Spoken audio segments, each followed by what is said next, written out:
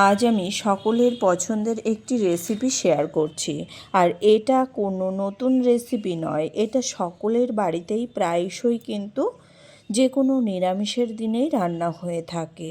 এটা ভাত, রুটি, পরোটা, লুচি যে কোনো কিছুর সঙ্গেই খেতে ভীষণই ভালো লাগে। অনেকেই অনেক রকমভাবেই রান্না করে থাকেন, তবে আমি কিভাবে রান্না করি সেটাই আজ আমি আপনাদের সঙ্গে শেয়ার করব। নমস্কার বন্ধুরা, সুনিতার হেসেলে সবাইকে স্বাগত। আজ আপনাদের সঙ্গে আমি শেয়ার করছি নিরামিষ আলু পনিরের ডালনা। চলুন তাহলে রেসিপিটি শুরু করা যাক। এখানে দেখুন, প্রথমেই আমি আলু পনিরের ডালনা বানানোর জন্য এখানে আমি 300 গ্রাম মালাই পনির নিয়ে নিয়েছি। আর এই পনিরটাকে কিন্তু আমি বাড়িতেই বানিয়ে নিয়েছি। পনিরটাকে একটু বড় টুকরো করেই কেটে নিয়েছি। আর এখানে আমি একটা বড় সাইজের আলুকেও ছোট টুকরো করে কেটে নিয়েছি। সেটা আমি খোসা ছাড়িয়ে পরিষ্কার করে ধুয়ে নিয়েছি। এবার ওভেনে আমি একটা কড়াই বসিয়ে দিয়েছি, তাতে দিয়ে দেব পরিমাণ মতো সাদা তেল। আর পনিরটা কিন্তু সাদা তেলে রান্না করলেই বেশি সুস্বাদু হয় খেতে। তেলের মধ্যে দিয়ে দেব সামান্য একটু লবণ, যাতে পনিরটা কড়ার গায়ে আটকে না যায়। সেই কারণেই এখানে আমি তেলের মধ্যে হালকা একটু লবণ দিয়ে দিয়েছি। খুব ভালো করে তেলটাকে কিন্তু কড়ার গায়ে একটু ছড়িয়ে নেব। নিয়েই এর মধ্যে আমি টুকরো করে রাখা পনিরগুলোকে দিয়ে দেব। সমস্ত পনির একসঙ্গে দেব না, এখানে হাফ পনির প্রথমেই দিয়ে দেব।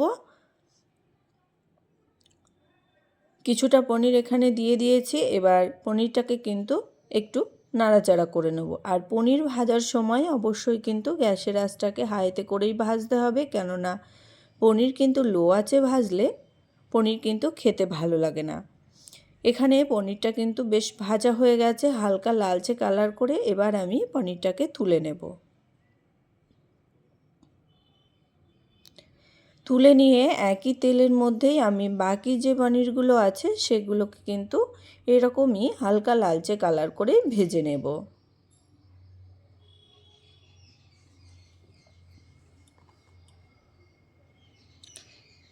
বাকি পনিরগুলোও ভাজা হয়ে গেছে। এবার বাকি পনিরগুলোকেও কিন্তু আমি তুলে নেব।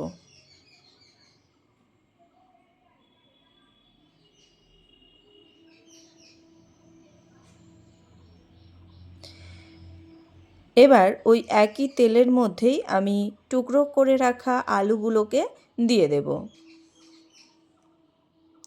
এখানে আলু ভাজার সময় কিন্তু কোনো রকম লবণ হলুদ আমি ব্যবহার করিনি। আলুটাকে আমি বেশ ভালো করেই তেলের মধ্যে ভেজে নেব। আলু চারে ভাজা হোক, তার মধ্যে আমি একটা মশলা তৈরি করে নেব রান্নার জন্য। তার জন্য এখানে আমি একটা মিক্সির গ্রাইন্ডার নিয়ে নিয়েছি। তার মধ্যে প্রথমে দিয়ে দেব একটা বড় সাইজের টমেটোর টুকরো, দিয়ে দিয়েছি স্বাদ অনুযায়ী কাঁচা লঙ্কা। যে যেমন ঝাল খেতে পছন্দ করেন সেই অনুযায়ী কিন্তু লঙ্কাটা ব্যবহার করবেন। দিয়ে দিয়েছি সামান্য একটু আদা, আর দিয়ে দেব দুটো পনিরের কিউব। দিয়ে দিয়েছি 4 থেকে 5টা মতো কাজু বাদাম, আর দিয়ে দেব 1 চামচ মতো জিরে গুঁড়ো। সমস্ত মশলার মধ্যে আমি জল দিয়ে বেশ স্মুথ একটা পেস্ট তৈরি করে নেব। মশলা দেখুন এখানে আমাদের বাটা হয়ে গেছে। এবার দেখে নেব আলুটা আমাদের ভাজা হয়ে গেছে। দেখুন এখানে আলু কিন্তু ভাজা হয়ে গেছে। এবার আলুটাকেও তুলে নেব।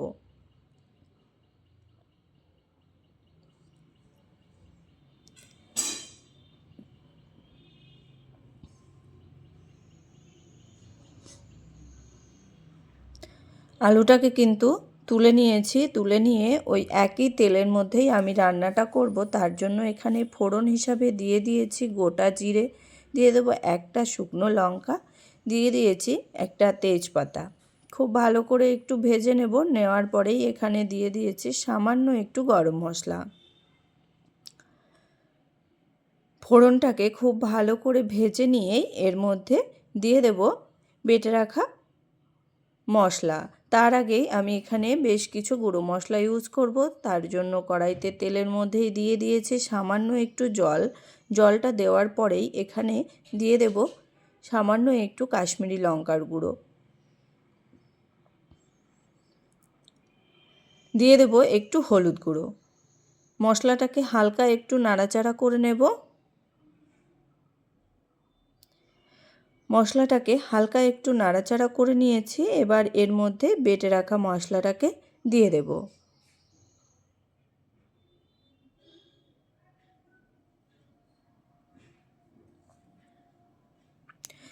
খুব ভালো করে মশলাটাকে কিন্তু মিশিয়ে নেব।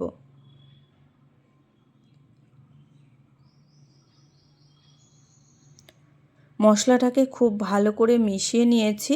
এবার মশলার মধ্যে আমি স্বাদ অনুযায়ী একটু লবণ দিয়ে দেব মশলাটাকে তাড়াতাড়ি কষিয়ে নেওয়ার জন্য।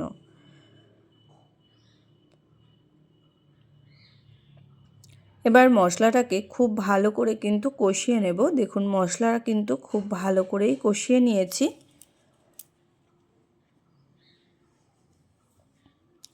মশলা থেকে খুব সুন্দর তেলটা ছেড়ে গেছে। এবার এর মধ্যে ভেজে রাখা আলুগুলোকে প্রথমেই দিয়ে দেব। আলুগুলো কিন্তু মশলার সঙ্গে বেশ কিছুটা সময় নিয়ে একটু কষিয়ে নেব, যাতে আলুগুলো মশলার সঙ্গে কষাতে কষাতেই সেদ্ধ হয়ে যায়। সেই রকমভাবেই কিন্তু আলুটাকে একটু মশলার সঙ্গে কষিয়ে নেব ঢাকা দিয়ে দিয়ে। প্রায় 5 মিনিট মতো ঢাকা দিয়ে আলুটাকে কষিয়ে নিয়েছি। আলু মশলা খুব ভালো করেই কষানো হয়ে গেছে। এবার এর মধ্যে ভেজে রাখা পনিরের টুকরোগুলো কিন্তু দিয়ে দেব।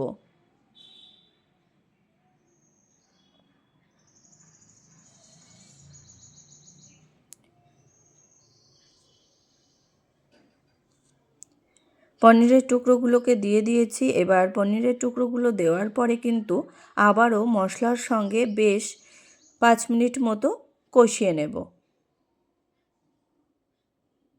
মশলা যত ভালো করে কষানো হবে তরকারির টেস্ট কিন্তু ততই ভালো আসবে।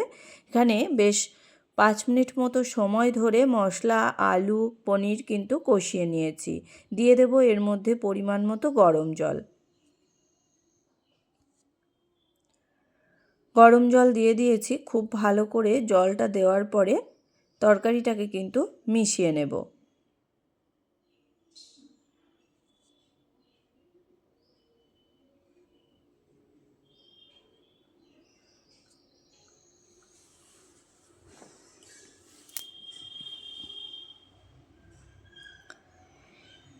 খুব ভালো করে মিশিয়ে নিয়ে এখানে ঢাকা দিয়ে রাখবো।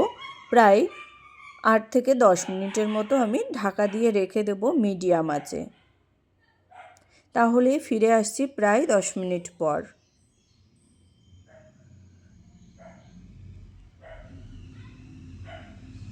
ফিরে এলাম 10 মিনিট পর। এখানে আলু কিন্তু খুব সুন্দরভাবেই সেদ্ধ হয়ে গেছে। একটু নাড়াচাড়া করে নিয়েই এর মধ্যে আমি স্বাদ অনুযায়ী একটু চিনি ব্যবহার করব। এখানে একটু চিনি দিয়ে দিয়েছি, ছোট একটা চামচের 1 চামচ এখানে চিনি দিয়েছি। সামান্য একটু গরম মশলার গুঁড়ো দিয়ে দিয়েছি আর দিয়ে দেব ছোট 1 চামচের ঘি।